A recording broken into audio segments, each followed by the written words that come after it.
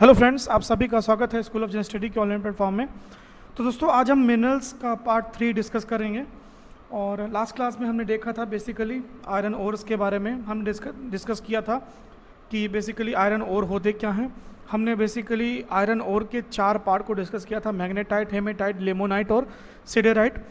अभी हमने जिस क्रम में इसको डिस्कस किया, यानी कि मैग्नेटाइट बेस्ट क्वालिटी का, उसके बाद हेमेटाइट, उसके बाद लिमोनाइट, उसके बाद सिडेराइट, इसकी जो क्वालिटी का निर्धारण होता है वो इसमें उपस्थित धातुओं के प्रतिशत पे होता है। हमने ये भी डिस्कस किया था। हमने ये भी डिस्कस किया था दोस्तों कि किस बेसिकली क्षेत्र में ये सारे पाए जाते हैं, कहाँ पर किसकी अधिकता होती है, बहुलता होती है। ये सारी चीज़ें हमने ऑलरेडी डिस्कस की थी। दोस्तों, मैं आपको एक ब्रीफ और इन्फॉर्मेशन देना चाहता हूँ। कभी कभी कुछ एग्जामिनेशन में आपको ये सब कुछ ना पूछ के, यानी कि मैग्नेट बेसिकली आयरन ओर के ये जो 4 टाइप हैं इनके बारे में ना पूछ करके इनके उत्पादक क्षेत्रों के संबंध में कुछ जानकारी आपसे पूछ ली जाती है। तो हम ये कोशिश करेंगे कि आपसे ऐसा कोई भी जो इन्फॉर्मेशन इनसे संबंधित पूछी जाती है वो आपसे छूटे। तो मेरा ये पूरा प्रयास रहेगा दोस्तों कि आपसे चाहे प्री का पॉइंट ऑफ व्यू हो या मेंस का पॉइंट ऑफ व्यू हो, हम लगभग उन सारी चीज़ों को कवर कर लें जो भी आपके सिलेबस के इर्द गिर्द पूछी जा सकती हैं। तो दोस्तों, शुरू करते हैं आज के सेशन को। जैसा कि मैंने ऑलरेडी हेडिंग डाल रखी है, लौह अयस्क, हम इसे डिस्कस करेंगे। और सबसे पहले मैं आपको इनके उत्पादक क्षेत्रों के बारे में कुछ और इम्पॉर्टेंट इन्फॉर्मेशन दूंगा जो प्रायः आपको NCERTs की बुक में नहीं मिलती हैं। ठीक है, तो ये मेरा प्रयास रहेगा कि मैं आपको और भी इन्फॉर्मेशन दे सकूं जो जनरली इन्फॉर्मेशन हमको कुछ इम्पॉर्टेंट बुक से नहीं प्राप्त होती। तो दोस्तों, हेडिंग डाल लीजिए, लौह अयस्क उत्पादक क्षेत्र। और सबसे पहले जो हम जिस उत्पादक क्षेत्र यानी जिस राज्य के बारे में हम डिस्कस करने वाले हैं, यह है हेडिंग डाल लीजिए ओडिशा। राइट, ओडिशा के बारे में हम डिस्कस करेंगे। ठीक है, ओडिशा आप सभी जानते होंगे, कोणार्क सूर्य मंदिर। ठीक है, काफ़ी इम्पोर्टेंट। राइट, और भी कई सारे प्लेस हैं यहाँ पर घूमने लायक। तो देखिए, ओडिशा में सबसे इम्पॉर्टेंट पॉइंट जो आपको जो इम्पॉर्टेंट पॉइंट है इसके संबंध में, कि यहाँ पे दोस्तों एक क्षेत्र पाया जाता है बादाम पहाड़ का। ठीक, बादाम पहाड़। और बादाम पहाड़ दोस्तों दरअसल जिस जिले में है वो काफ़ी इम्पॉर्टेंट हो जाता है। तो दोस्तों, बादाम पहाड़ मयूरभंज जिले में है। ठीक है, मयूरभंज।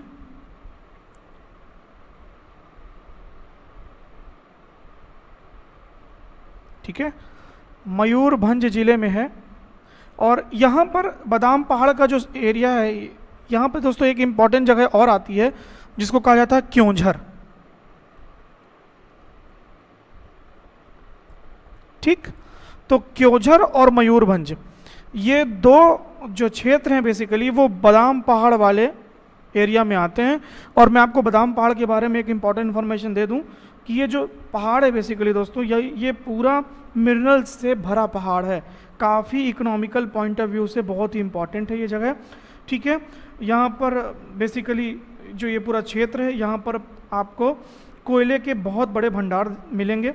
ठीक है, और एक इम्पॉर्टेंट इन्फॉर्मेशन ये है कि जो अब तक यहाँ पर रिसर्च हो चुकी है, यहाँ पर लगभग 30 मिलियन टन, ठीक है, 30 मिलियन टन लोहे के भंडार यहां पर पाए गए हैं। यानी कि अयस्क की बात कर रहा हूं, भंडार पाए गए हैं। ठीक है, 30 मिलियन टन लोहे के भंडार क्षेत्र यहां पाए गए हैं। इसके अलावा कुछ छोटे और क्षेत्र हैं। ठीक है, जैसे आप एक क्षेत्र का और नाम लिख लीजिए, इंपॉर्टेंट है ये भी। ठीक है, इसको लिखिए गुरु महिसानी। ओके, गुरु महिसानी क्षेत्र। ठीक, एक क्षेत्र आता है किरीबुरु। ठीक है, एक क्षेत्र यहीं पर आता है बांसवानी। ठीक है, तो ये बेसिकली बांसवानी जो क्षेत्र है, और मैंने आपको बादाम पहाड़ का क्षेत्र बता ही दिया। तो बेसिकली ओडिशा में ये इतने क्षेत्र हैं जहां पर आपको आयरन ओर बहुत ज़्यादा मात्रा में मिलता है, और जिसके कारण से भंडारण की दृष्टि से उड़ीसा का उत्पादन की दृष्टि से उड़ीसा का देश में प्रथम स्थान अब तक की जो डेटा है उनके साथ होता है। देखिए, मैं फिर से बोल रहा हूँ कि जो डेटा है मैं इसको फिर से आपके लिए एक पूरा वीडियो लेकर के आऊँगा कि वर्तमान स्थिति क्या है। देखिए, अभी जो हमारे पास डेटा है वो 16-17 के डेटा हैं। 16-17 के डेटा को ही गवर्नमेंट ऑफ इंडिया ने अभी लेटेस्ट अपनी मिनरल बुक्स में रिवाइज किया है। ठीक है, तो इस टाइप के जो डेटा होते हैं दोस्तों, उनको जब भी आप एग्ज़ाम देते हैं उसके पहले का जो करंट डेटा होता है उसके आधार पर आपको अपडेट करके पढ़ना होता है। सीधा सा यही फंडा होता है। तो मैं अभी क्लेम नहीं कर सकता कि उड़ीसा ही पहला नंबर पे होगा, लेकिन अभी तक के जो डेटा सामने है उसमें यही चीज़ जानकारी है कि आपको उड़ीसा में सर्वाधिक उत्पादन हो रहा है और कर्नाटक में सर्वाधिक इसके अयस्क के भंडारण मौजूद हैं वर्तमान स्थिति में। ठीक है, ये डेटा चेंज होंगे, जाहिर सी बात है, लेकिन ये क्षेत्र चेंज नहीं होंगे दोस्तों। ठीक है, ये काफ़ी लंबे समय तक चलेंगे, इसलिए पहले हमने कोर एरिया को डिस्कस करना ज़्यादा ज़रूरी समझा। ठीक है, उसके बाद दोस्तों देखते हैं अगला जो क्षेत्र है वो है, हम कर्नाटक के बारे में डिस्कस करते हैं। राइट, कर्नाटक के बारे में डिस्कस करते हैं। कर्नाटक में भी ठीक है, BS येदुरप्पा जी की सरकार है वर्तमान में, कर्नाटक जानते हैं। और आपने कुछ दिन पहले वेल्लारी बंधुओं का एक कांड सुना होगा जिसमें BS येदुरप्पा जी को बाद में, इनका नाम आने के बाद, इनको इसके पहले चीफ मिनिस्टर पद से इस्तीफा भी देना पड़ा। हालांकि वो आरोप उनके ऊपर सिद्ध नहीं हुए, ये दूसरे पॉइंट ऑफ व्यू की बात है, लेकिन मैं आपको ये बता क्यों रहा हूँ क्योंकि यहाँ पर दोस्तों कर्नाटक में एक क्षेत्र है बेल्लारी का क्षेत्र, तो हम उसको भी डिस्कस करते हैं कि आखिर कर्नाटक में कौन से ऐसे क्षेत्र हैं जो आपके लिए इंपॉर्टेंट बन सकते हैं। तो देखिए, पहला जिसके पहले जो डेटा थे 15-16 के डेटा में कर्नाटक पहले नंबर पे था, लेकिन उसके बाद डेटा चेंज हुए दोस्तों, और उसके बाद उत्पादन की दृष्टि से आपका उड़ीसा पहले नंबर पे आ गया। ठीक है, तो यहाँ पर एक जगह है चिकमंगलूर जिले में जो बेसिकली हेमेटाइट और मैग्नेटाइट प्रकार के, तो एक इम्पॉर्टेंट लिख लीजिए कि हेमेटाइट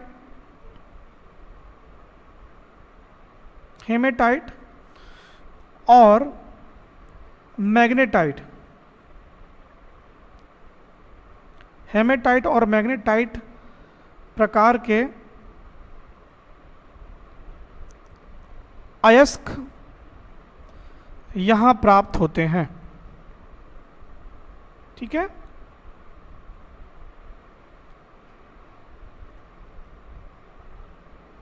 राइट, हेमेटाइट और मैग्नेटाइट प्रकार के अयस्क यहां प्राप्त होते हैं। अब एक इम्पॉर्टेंट चीज़ दोस्तों कि यहाँ पर पड़ता है एक क्षेत्र, जैसे मैंने यहाँ पर बादाम पहाड़ बताया उड़ीसा में, यहाँ पे पड़ती है बाबा बूदन की पहाड़ी। ठीक है, आप सभी जानते होंगे बाबा बूदन का पहाड़ी क्षेत्र। ये क्षेत्र भी दोस्तों मिनरल पॉइंट ऑफ व्यू से बहुत रिच है, और मैं आपको बता दूं कि बाबा बूदन की पहाड़ी दरअसल आती कहाँ है, तो ये आती है चिकमंगलूर, कर्नाटक के चिकमंगलूर। ये एग्जाम में पूछा गया है दोस्तों। ठीक है, चिकमंगलूर जिले में आती है बाबा बूदन की पहाड़ी, और इस पहाड़ी क्षेत्र में दोस्तों बेसिकली हेमेटाइट और मैग्नेटाइट प्रकार का आपको लौह अयस्क प्राप्त होता है। ठीक है, एक इम्पॉर्टेंट चीज़ बाबा बूदन की पहाड़ी के संबंध में आपको और बता दूं दोस्तों कि ये लगभग 22 किलोमीटर का पहाड़ी क्षेत्र है। ठीक है, इसमें जो लोहे की मात्रा यहाँ से जो मैग्नेट और हेमेटाइट मिलती है, मैंने आपको परसेंटेज ऑफ मेटल्स बता ही दिया है, 65 से 70%, कुछ जगहों पर आपको लिखा मिलेगा, कहीं पर 60 से 65% मिलेगा। इतना जान लीजिए कि काफ़ी अच्छी क्वालिटी का आपको बेसिकली यहाँ पर आयरन ओर प्राप्त होता है। ठीक है, और ये एक इम्पॉर्टेंट इन्फॉर्मेशन समझ लीजिए कि यहाँ से जो आयरन ओर प्राप्त होता है बाबा बूदन की पहाड़ी से, ये दोस्तों मंगलूर पोर्ट से, मंगलूर जो कि कर्नाटक का ही एक जिला है, मंगलूर पोर्ट से दोस्तों ईरान को सप्लाई हो जाता है। ठीक है, यहाँ का खरीदार कौन है? ईरान। ये इंपॉर्टेंट समझ लीजिए, बाबा बूदन की पहाड़ी से जो मैग्नेट और हेमेटाइट प्रकार का आपको आयरन ओर प्राप्त होता है, उसका सबसे बड़ा खरीदार कौन है? ईरान। और ये डिलीवर कहाँ से होता है? तो मंगलूर पोर्ट से होता है। मैं जब अभी आपको सारे पोर्ट पढ़ाऊंगा भारत के, तब मैं आपको डिस्कस करूंगा कि बेसिकली किस पोर्ट से कहाँ का सर्वाधिक व्यापार होता है। ये भी एग्जाम में आजकल पूछने लगे हैं, काफ़ी चीज़ें हैं एग्जाम में पूछी जाएंगी। इसलिए दोस्तों उड़ीसा में भी हम डिस्कस कर लेते हैं कि आखिर उड़ीसा का जो लोहा मिलता है वो कहाँ जाता है। तो मैं आपको बता दूं कि जो उड़ीसा का लोहा मिलता है इसके खरीदार भारत में ही है दोस्तों। आपने देखा होगा बोकारो का स्टील प्लांट होता है, या दुर्गापुर का हो गया, या जमशेदपुर का हो गया, या राउरकेला, इन सभी जगहों पर उड़ीसा से जो आयरन ओर निकल रहा है, बादाम की पहाड़ी से, बादाम पहाड़ से निकल रहा है, मयूरभंज, क्योंझर या गुरु महिसानी या किरीबुरु या बांसवानी, इन सभी जगहों से जो आयरन ओर निकल रहा है वो बेसिकली दोस्तों भारत में ही उपयोग हो रहा है इसका। बोकारो, दुर्गापुर, जमशेदपुर और राउरकेला। कमेंट करके बताइए दोस्तों जमशेदपुर टाटा नगर बेसिकली कहाँ पर है। अगर आपने जमशेदपुर टाटा नगर में आपने देखा होगा, अगर आपने धोनी मूवी देखी, MSD देखी है, तो वहाँ पर धोनी कहीं ट्रेवल करने जाते हैं, तो ये भी बताइए प्लीज़। और उनकी नौकरी भी शायद कहीं पर लगती है, तो प्लीज़ इस कमेंट करके इसका आंसर बताइए कि जमशेदपुर टाटा नगर आखिर किस राज्य में पड़ता है। ठीक है, अगला हम जो राज्य देखने वाले हैं दोस्तों वो है छत्तीसगढ़। ठीक है, इंपॉर्टेंट है छत्तीसगढ़। देखिए हम जो अभी डिस्कस करें ये पूरा जो क्षेत्र है दोस्तों, और बेसिकली छोटा नागपुर के आसपास का जो क्षेत्र है उसी को हम डिस्कस कर रहे हैं। तो अगला हम राज्य डिस्कस कर रहे हैं CG छत्तीसगढ़, हमर छत्तीसगढ़।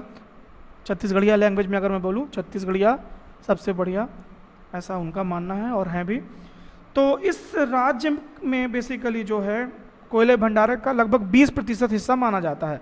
20 से 25% का जो भंडारण है वो छत्तीसगढ़ में मिलता है।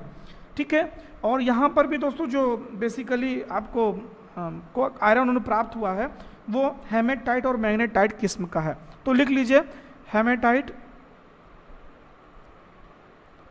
हेमेटाइट और मैग्नेटाइट प्रकार का या क्वालिटी का आपको लौह अयस्क यहां से प्राप्त होता है।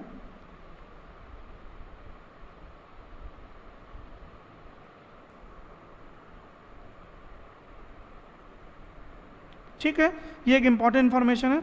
अब यहाँ पे दोस्तों यहाँ पर जो खान पड़ती है, यहाँ पे खान पड़ती है दोस्तों बैलाडीला की खान, बहुत इंपॉर्टेंट है, इसे याद रखिएगा।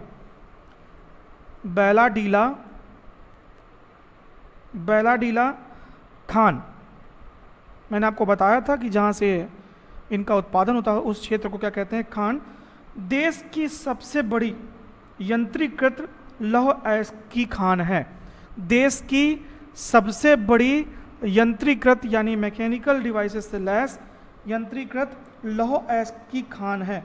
ठीक है, और यहीं पर दोस्तों एक इंपॉर्टेंट इंफॉर्मेशन लिख लीजिए, यहीं पर 270 किलोमीटर, राइट, 270 किलोमीटर्स लंबी एक स्लरी पाइपलाइन का निर्माण किया गया है ताकि अयस्क को बैलाडीला से विशाखापट्टनम संयंत्र तक लाया जा सके। यानी कि वाइजैग, आपने सुना होगा वाइजैग स्टील प्लांट है, वहां तक इसे पहुंचाया जा सके। बहुत ही इंपॉर्टेंट इंफॉर्मेशन है।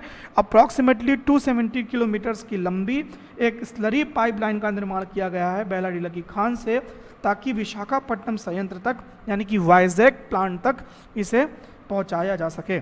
इसे आई होप आपने नोट कर लिया होगा। तो 270 किलोमीटर की स्लरी, ठीक है, स्लरी पाइपलाइन का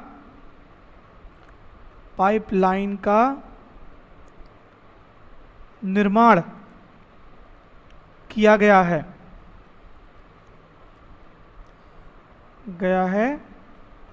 ताकि यहाँ से लौह अयस्क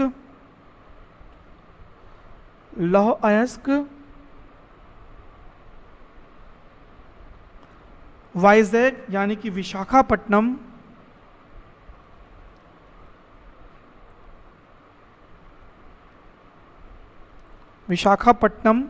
संयंत्र तक ले जाया जा सके। देखिए दोस्तों, अभी हाल ही में विशाखापट्टनम में एक गैस त्रासदी भी हुई है, तो करंट अफेयर्स इंपॉर्टेंट है क्योंकि दोस्तों आपको भोपाल गैस त्रासदी काफ़ी सालों से पूछा जा रहा है। तो अब ये गैस त्रासदी का एक नया क्वेश्चन आपके सामने है। ठीक है, तो इसके बारे में कंप्लीट इन्फॉर्मेशन रखिए। ठीक है, सारी चीज़ें जो अभी हुई हैं हाल फिलहाल में इन सभी को रखिए। अब दोस्तों मैं आपको इम्पॉर्टेंट इन्फॉर्मेशन बताता हूँ कि यहाँ पे एक ढल्ली रजहारा क्षेत्र भी है 32 किलोमीटर के आसपास का, ठीक है। तो एक कभी पूछ सकता है आपसे, नोट कर लीजिए, ढल्ली रजहारा क्षेत्र, ठीक है, ढल्ली रजहारा क्षेत्र, राइट, ये झा है, ठीक है। ढल्ली रजहारा क्षेत्र यहाँ पर है, 32 किलोमीटर का लंबा क्षेत्र है। यहाँ पर 125 मिलियन टन, ठीक है, 125 मिलियन टन लौह अयस्क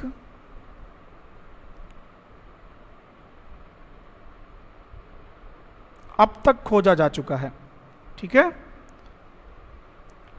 प्राप्त हुआ। Okay, so these are some basic important information. I hope आप ये सब कुछ अच्छे से नोट कर रहे होंगे, ठीक है। तो मैं आपको ढल्ली रजहारा क्षेत्र के अलावा एक इम्पॉर्टेंट इंफॉर्मेशन और बता दूं बैलाडीला के संबंध में कि यहाँ पर जो खनिज का विकास किया जा रहा है वो विकास खनिज विकास कॉरपोरेशन के तहत किया जा रहा है, ठीक है। राष्ट्रीय खनिज विकास कॉरपोरेशन बैलाडीला में जो विकास हो रहा है ये आपका राष्ट्रीय खनिज विकास कॉरपोरेशन के माध्यम से किया जा रहा है, ठीक है। तो इम्पॉर्टेंट है, इसे बहुत इम्पॉर्टेंट है, ये बहुत ध्यान से समझ लीजिए। अगला जो क्षेत्र दोस्तों हम डिस्कस कर लेते हैं यहीं पर, वो है गोवा, ठीक है। गोवा के संबंध में इम्पॉर्टेंट इंफॉर्मेशन कि गोवा को दरअसल ऐसा माना जाता है कि ये भारत का चौथा, कुछ जगहों पर आपको पांचवा। तो मैं इसमें नहीं जाता हूँ, फिर से आप ये जान लीजिए कि गोवा में भी बहुत अधिक मात्रा में लौह अयस्क का उत्पादन होता है। देश के कुल लौह अयस्क के उत्पादन का लगभग 18% जो क्षेत्र है या 18% जो हिस्सा है वो गोवा बियर करता है, ठीक है। 18% के आसपास का जो लौह अयस्क है भारत के कुल लौह अयस्क उत्पादन का 18% कौन बियर कर देता है? गोवा, ठीक है। अब इम्पॉर्टेंट एक चीज़ और याद रखिएगा दोस्तों कि गोवा में दरअसल जो लौह अयस्क है वो उच्च कोटि का है, ठीक है। और दरअसल एक इम्पॉर्टेंट यूपीएससी में क्वेश्चन पूछा गया था आपसे, ठीक है, मैं सिविल सर्विसेज की बात कर रहा हूँ कि गोवा में किस क्षेत्र में, तो जो उत्तरी गोवा का पार्ट है, ठीक है, नॉर्दर्न गोवा का जो पार्ट है वहाँ पर जो बेसिकली दोस्तों आपको आयरन ओर मिल रहा है उसकी क्वालिटी बहुत अच्छी है, ठीक है। क्वालिटी अच्छी होने का मतलब है दोस्तों मैग्नेटाइट क्वालिटी का आपको क्या मिलेगा, वहाँ पर आयरन ओर प्राप्त होगा, ठीक है। अब गोवा में बहुत सारी जगह हैं दोस्तों जहाँ पर आपको ये मिलता है। आपको बिचौलियम डालडा, सिरी गाओ, कुंदेम सुरला, पोंडा, तो मैं इसे नोट कर देता हूँ आपके लिए, ठीक है। पहला नोट कर लीजिए पोंडा, ठीक है, पोंडा। फिर अगला लिख लीजिए कुंदेम सुरला, ठीक। अगला सिरी गोवा, मैं अभी आपको जब जिस दिन पोर्ट पढ़ाऊंगा तब मैं आपको सिरी गोवा का कुछ इंपॉर्टेंट महत्व भी बताऊंगा, ठीक है। तो सिरी गाओ, सॉरी गोवा मत लिख लीजिएगा, सॉरी, सिरी गाओ, ठीक है। और एक और लिख लीजिए दोस्तों, सिरी गाओ का जो बेसिकली जिसका नाम प्रसिद्ध है सिरी गाओ में, उसे कहा जाता है बिचौलिम डालडा, बिचौलिम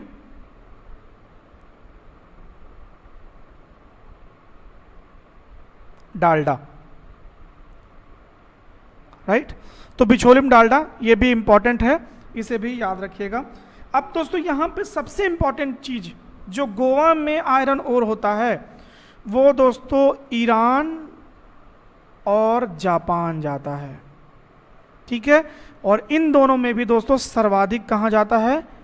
जापान, ठीक है। तो अगर एक पेपर में क्वेश्चन पूछा भी गया है, हाल ही किसी पेपर में पूछा गया था कि गोवा में उत्पादित होने वाला जो आयरन ओर है वो सर्वाधिक कहाँ निर्यात किया जाता है, तो उस कंट्री का नाम है दोस्तों जापान, जो भारत में बुलेट ट्रेन बना रही है या बुलेट ट्रेन के सपने को साकार कर रही है भारत के साथ। हमारा अच्छा मित्र है, अच्छा रणनीतिकार है, अच्छा साझाकार है भारत का वर्तमान में जापान, ठीक है। और हाल ही में दोस्तों लॉकडाउन के कारण शायद कुछ और भी जापान कंपनियां भारत में अपना बिजनेस लेकर के कुछ आने वाले समय में आने वाली हैं। तो that is good sign for our economy, अगर ये संभव हो पाता है तो, ठीक है। तो ये गोवा के संबंध में इंपॉर्टेंट इन्फॉर्मेशन थी। अब एक छोटा क्षेत्र और है दोस्तों भारत में, छोटा नहीं कहूँगा लेकिन नागपुर के पठार का ही क्षेत्र है, जिसे आप जानते हैं झारखंड, ठीक है। और जहाँ के हमारे फेवरेट प्लेयर महेंद्र सिंह धोनी जहाँ से आते हैं, ठीक है, झारखंड। तो झारखंड के संबंध में एक इम्पॉर्टेंट इन्फॉर्मेशन ले लीजिए कि भारत का जो कुल मतलब लॉ एस का जो भंडार है उसका 25%, 25% भंडार जो है वो झारखंड में पाया गया है। और ये लगभग 14% भारत के कुल उत्पादन को बेयर करता है, यानी कि कुल आयरन ओर का जो उत्पादन होता है 25% भंडारण है और 14% के आसपास दोस्तों उत्पादन है। तो ये लिख लीजिए दोस्तों, ये भंडारण है और ये है उत्पादन। हालांकि मैं फिर से बोल रहा हूँ, मैं इन सारी चीज़ों को आपको फिर से डिस्कस करूँगा जब मैं एक प्रॉपर वीडियो भारत की करंट स्टेटस रिपोर्ट के अकॉर्डिंग लेकर के आऊँगा, ठीक है। अब इसमें दोस्तों यहाँ पर क्या है कि इस पूरे क्षेत्र में जो एक इम्पॉर्टेंट क्वेश्चन पूछा गया है पेपर में, मैं उसे डिस्कस कर लूँ सबसे पहले कि सबसे पहले दोस्तों सिंहभूम का जो क्षेत्र है, ठीक है, सिंहभूम का जो क्षेत्र है यहाँ पे सबसे पहले, ठीक है, 1904 में 1904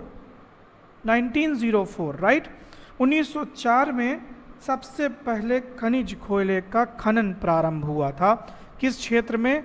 झारखंड में सबसे पहले ये था सिंहभूम का क्षेत्र, ठीक है। ये इंपॉर्टेंट है, इसे बहुत इंपॉर्टेंट, इसे याद रखिएगा। अब दोस्तों ये जो मुख्य अयस्क के यहाँ पर जो भंडार पाए जाते हैं ये बोनाई श्रेणी में है, ठीक है। बोनाई श्रेणी यहाँ पर एक पाई जाती है और इस बोनाई श्रेणी में, ठीक है, जैसे हमने बादाम पहाड़ी पढ़ी, हमने ऊपर बेलाडीला की क्षेत्र पढ़ा, उस तरह से यहाँ पे बोनाई का जो क्षेत्र है, बोनाई श्रेणी का जो क्षेत्र है, बेसिकली उसी क्षेत्र में आपको क्या मिलता है? आयरन ओर प्राप्त होता है, ठीक है। देखिए दोस्तों, ये जो आयरन ओर प्राप्त हो रहा है इसके बनने की बहुत बड़ी कहानी है, ठीक है। अगर आप जियोमॉर्फोलॉजी में जाएंगे तो that is so many reasons, यहाँ पे बहुत सारे रीजंस हैं क्यों ऐसा होता है कि कुछ प्रमुख क्षेत्रों में ही आपको ऐसा प्राप्त होता है, अन्य क्षेत्रों में नहीं होता। बेसिकली आप देख रहे हैं कि पहाड़ी क्षेत्रों में ज़्यादा हो रहा है, तो पहाड़ निर्माण की प्रक्रिया में इनका बहुत बड़ा योगदान है। अब पहाड़ कैसे बनते हैं, कैसे कोई क्षेत्र ऊपर उठ जाता है, ये सब सेक्शन दोस्तों जियोमॉर्फोलॉजी का है, आपको उतने डीप में नहीं जाना है। बेसिकली आपके सिलेबस में ये सारी चीज़ें नहीं हैं तो मैं इसे डिस्कस नहीं करूंगा, लेकिन इनका बहुत बड़ा रीज़न है दोस्तों कि क्यों आपको किसी क्षेत्र में ही कुछ विशेष प्रकार के मिनरल्स मिलते हैं, उसकी बहुत बड़ी स्टोरी है, ठीक है। सो इतना डीप में अभी नहीं जाना है, आपको केवल इंपॉर्टेंट पिन पॉइंट इन्फॉर्मेशन लेनी है, ठीक है। देखिए प्रमुख उत्पादक क्षेत्रों को मैं अगर डिस्कस करूँ यहाँ पर तो दोस्तों वह है धनबाद, ठीक है। धनबाद का नाम लेते ही आपको एक मूवी याद आ गई होगी, ठीक है, जिसके 2 पार्ट आए। फिर हबीबगंज, ठीक है, हबीबगंज। अगला रांची, ठीक है, भारत की एकमात्र राजधानी है किसी प्रदेश की जो किस पर स्थित है? जो दोस्तों स्थित है कर्क रेखा पर, ठीक है, राइट। किस पे स्थित है? कर्क रेखा पे स्थित है, यानी 23.5 डिग्री नॉर्थ। मैंने ऑलरेडी डिस्कस किया है आपसे क्लास में सारी चीज़ें। तो 23.5 डिग्री नॉर्थ पे भारत 8 डिग्री 4 मिनट से 37 degree 6 minute, 68 degree 7 minute 57 degree 25 minute के बीच जो स्थित है, वहाँ पर 23.5 डिग्री वाली जो रेखा है, एकमात्र राजधानी है भारत की रांची, जो बिल्कुल कहाँ पर स्थित है? कर्क रेखा पर स्थित है, ठीक है। तो आई होप आपको ये क्लियर हो गया होगा। ओके, आगे बढ़ते हैं दोस्तों। तो यहाँ पे रांची के बाद अगला स्थान आता है, वो है दोस्तों संथाल का, ठीक है। तो जो संथाल का क्षेत्र है यहाँ पर, वहाँ पर भी आपको आयरन ओर के खदानें आपको मिलेंगे। इसको कुछ जगहों पर संथाल परगना भी लिखा मिलेगा, तो ये भी नोट कर लीजिए, संथाल परगना कहा जाता है पूरा नाम इसका। तो संथाल परगना क्षेत्र, तो धनबाद, हबीबगंज, रांची, संथाल परगना, और बेसिकली ये जो इन्फ्लुएंस्ड रीजन है वो बुनाई श्रेणी का जहाँ तक विस्तार है, उन सभी जगहों पर आपको ऐसे क्षेत्र देखने को मिलेंगे। So that is important for the important information related to Jharkhand, ठीक है। और यहाँ पर एक जगह और है दोस्तों, इसको नाम है डाल्टनगंज, इसको भी लिख लीजिए, इंपॉर्टेंट है। डाल्टनगंज, यहाँ पर भी दोस्तों आयरन ओर की खान है, और नाओ मंडी, नाओ मंडी, ठीक है। तो ये बेसिकली क्षेत्र हो गया, धनबाद, हबीबगंज, रांची, संथाल परगना, डाल्टनगंज और नाओ मंडी। इन सभी जगहों पर बेसिकली झारखंड में क्या होता है, आयरन ओर का उत्पादन होता है। लेकिन सबसे इंपॉर्टेंट चीज, सबसे पहला उत्पादक क्षेत्र झारखंड का कौन सा था, सिंह भूमि का, 1904 में, जहां पर सबसे पहले खान प्रारंभ हुई थी, ठीक है। अब एक इंपॉर्टेंट इंफॉर्मेशन दोस्तों कि यहाँ पर बेसिकली जो आयरन ओर पाए जाते हैं, इनमें बहुत सारा आयरन ओर बहुत जगहों पर जाता है, ठीक है। इसके अतिरिक्त जैसे बहुत सारे क्षेत्र में आपको बोलता जा रहा हूँ, वहाँ पर भी आयरन ओर उत्पादन होता है। जैसे महाराष्ट्र का चंद्रपुर और रत्नागिरी का क्षेत्र हो गया, तमिलनाडु का कोयम्बटूर, ठीक है, कोयम्बटूर, उत्तरी आर्काट, मदुरई, सलेम, विरुचिरापल्ली, तिरुवल्लेरी, इन सभी जगहों पर होता है। आंध्र प्रदेश का अनंतपुर, कुडप्पा, गुंटूर, खम्मम, कुर्नूल, नेल्लोर, राजस्थान का अलवर, बूंदी, भीलवाड़ा, जयपुर, सीकर, उदयपुर, मैंने आपको उस मैप में सब कुछ दिखाया था इसके पहले, ठीक। इसी तरह से उत्तर प्रदेश का मिर्ज़ापुर का जो क्षेत्र है, उत्तराखंड का अल्मोड़ा, गढ़वाल तथा नैनीताल, हिमाचल प्रदेश का कांगड़ा, मंडी, हरियाणा का महेंद्रगढ़ जो क्षेत्र है, पश्चिम बंगाल का वीरभूमि, वर्धमान, दार्जिलिंग, जम्मू कश्मीर का भी क्षेत्र है, उधमपुर और जम्मू के क्षेत्रों में पाया जाता है। गुजरात का भावनगर, जूनागढ़, बड़ौदा का जो क्षेत्र है, केरल का कोझिकोड एक जगह है, वहाँ पर बेसिकली आपको ये आयरन ओर की छोटी छोटी खदानें देखने को मिलेंगी। लेकिन दोस्तों अभी जो हमने डिस्कस किया है, इस पर भारत का बहुत बड़ा इकोनॉमिक सेक्टर डिपेंड करता है, जो अभी मैंने बेसिकली आपको राज्य बताए। तो आई होप दोस्तों आपको ये सब कुछ क्लियर हो गया होगा, right. So this is all about the iron ore. Next video में हम डिस्कस करेंगे बेसिकली जो नेक्स्ट वीडियो आएगा उसमें हम मैग्नीज के उत्पादक क्षेत्र और मैग्नीज के बेसिकली जो खनन क्षेत्र है उनके साथ साथ मैग्नीज का जो हमारी इकोनॉमी में क्या रोल है, इन सभी चीज़ों के बारे में डिस्कस करेंगे और भारत का क्या स्थान है इसको भी जानने का प्रयास करेंगे। ये सारी चीज़ें हम डिस्कस करेंगे नेक्स्ट वीडियो में, राइट। सो आई होप दोस्तों अगर आपको ये सारी इन्फॉर्मेशन जो मैंने आपको आप तक पहुँचाई है, अगर आपको समझ में आ रही होंगी, अच्छी लग रही होंगी, तो प्लीज़ इसे शेयर कीजिए, ठीक है। और मेरा प्रयास है दोस्तों कि मैं आपको ज़्यादा से ज़्यादा इन्फॉर्मेशन आप तक लेके आ सकूं, जो भी important examination point of view से होंगी, हम किसी भी बिट को मिस नहीं करेंगे। स्लो चलेंगे लेकिन दोस्तों कुछ भी नहीं छोड़ेंगे, सारी चीज़ें पढ़ेंगे, ठीक है। तो दोस्तों आई होप आपको ये प्रयास पसंद आया होगा, और दोस्तों अगर पसंद आए तो प्लीज़ इसे शेयर कीजिए। नेक्स्ट वीडियो बहुत जल्द आएगा। Till then good bye, thank you.